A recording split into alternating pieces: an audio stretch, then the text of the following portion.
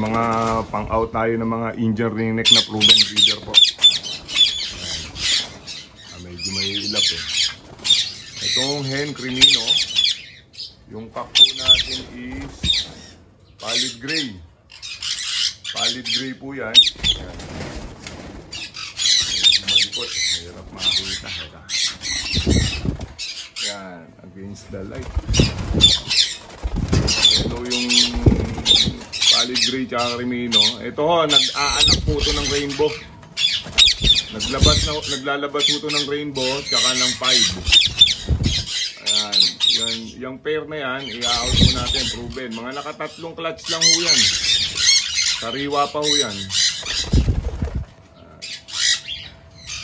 Dito meron tayong albino by blue. Ayun, pumasok sa pugad. Yun yung blue is hen. Ayan hong albino, kaku yan. Ito, proven breeder din.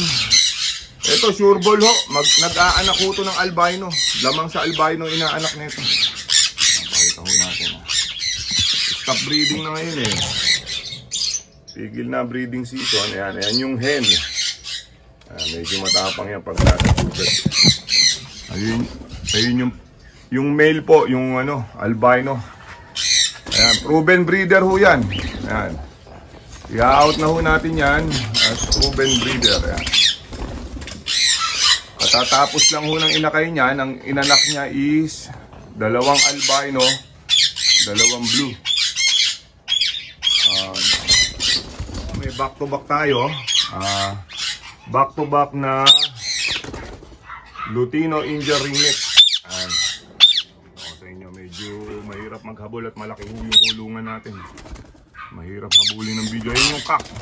Molting na ho yan, kaya hindi ganun kaganda. Pero pag natapos ng molting yan, ayan, napakaganda na yan. Nagmo-molt na ho sila. Ayan. Ayan, proven twice lang ho yan. Sariwa yan. Ayan. Back to back, Lutino Indian ringneck, proven breeder. Dito naman, meron tayong blue. Ano yung breeder? Tama yung mga inakay eh. Matulugad yung babae. Ito ho yung cock. Blue. Back to back blue to. Ang inaanak ko na ito, puro solid na blue.